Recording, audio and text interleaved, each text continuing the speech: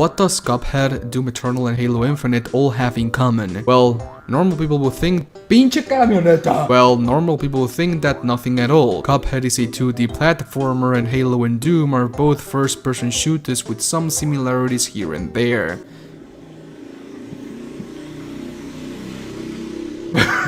Pinche motocicleta! But in the eyes of a gaming journalist, all of these games share one thing in common, and that's that they are video games, and that they are pretty goddamn hard. Look, my friends, I tend not to be an asshole on the internet, but sometimes it's very hard not to be, and I think it's necessary to get these people outside of their little bubble, and tell them how it is. In recent times, I've seen a ton of videos criticizing gaming journalists for one single reason, and that is, for the most part, that they do not understand video games at all, and sometimes what they contribute to this industry is mainly for the worse. Halo Infinite is 1 month away from release. Everyone is talking about the game. Your mom, your dad, your sister's boyfriend, your nan's dog, your nan's dog puppies, everyone. 343 and their marketing team have all hands on deck and are promoting the game non-stop. You know, the usual stuff for such a prestigious juggernaut as Halo. IGN is one of the biggest, if not the biggest, gaming news outlet in the world, and it's no surprising that it got to play the release version of Halo Infinite earlier. 2 days ago, 343 showcased a new multiplayer map for Infinite, that being Streets, and IGN got to showcase the map with its own gameplay. Let's have a look.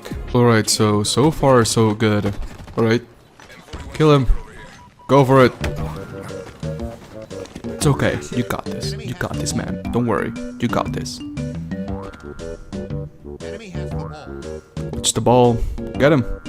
Oh. Oh. Oh. Get him. No. No. Get him. No. What you're doing? No.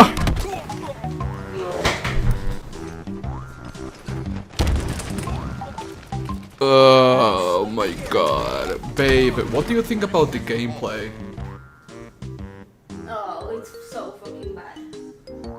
Yeah, it's pretty bad, and you might be thinking, why is this such a problem, Midnight? The person behind the controller is just bad, and that should not be a problem, blah blah blah. That's where you're wrong, Jimbo. There is indeed a huge problem with this, and I am using this video as a stepping stone to talk about something that is very important in this industry. And I really do not want to sound like a huge asshole here, but that is, if your job is about talking and reviewing video games, at the very least, you should have the competent skills to grasp the learning curve of every game you play and are about to showcase on a video or article, and be somewhat decent on it. Not a god, not a pro player, somewhat decent on the game, to make the game more presentable for your viewers. A lot of video games are being misrepresented in gaming news articles mainly because the guy behind the controller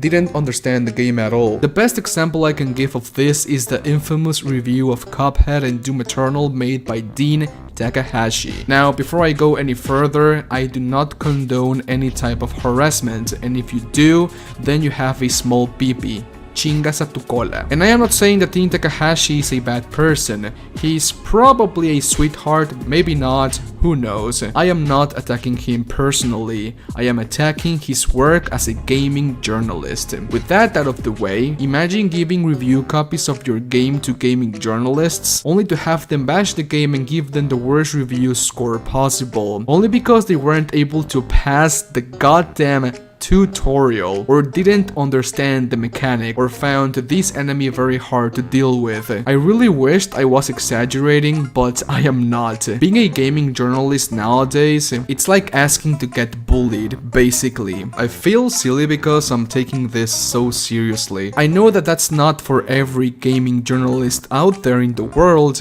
and I know there's a lot of them that have real passion for what they do, but that's the minority these days. Gaming journalism has such a big stain that it is stained forever, and these huge gaming news outlets do not seem to care at all and even encourage this type of behavior. The main problem with all of this is that for a casual player, someone that just has time to play video games after a long day of work, something along those lines, these types of reviews, articles, videos, comments, etc. influence their decision on buying the game or not heavily. In other words, it's basically bad rep. And look, I am not asking every single gaming journalist to be a god on every game they play. I think that's just unrealistic to think about or talk about. As a gaming YouTuber myself, I know how hard it is reviewing video games in an interesting way, going through the whole game multiple times, covering every single aspect of the game, going through the tiniest details, writing a digestible script, editing, blah blah blah, etc, etc, etc. It is a hard task to do, and most of the time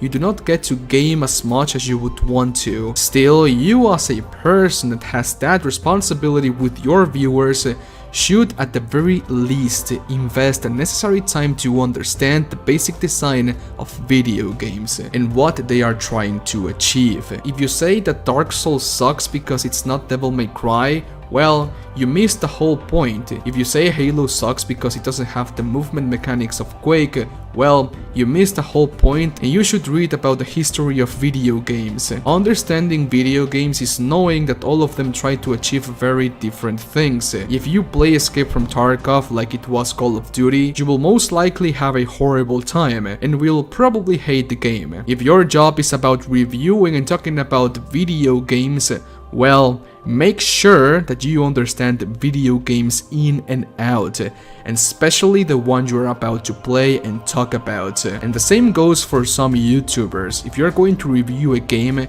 make sure to finish the game first before talking about it. It doesn't matter how bad the game is. Anyways, the next time you're about to showcase a new part for a highly anticipated video game, at least choose someone from your team that knows how to make its gameplay more presentable. In the hands of the wrong person, no matter how good the product is, it will look pretty bad. Someone, somewhere.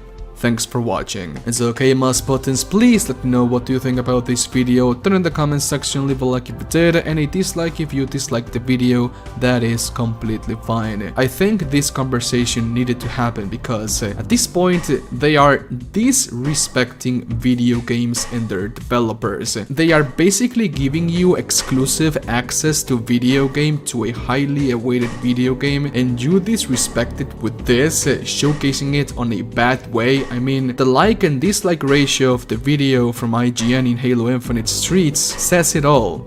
So yeah, don't do that, be better. But anyways, my friends, have an awesome Friday, stay safe, stay home, play video games. Adios, bye.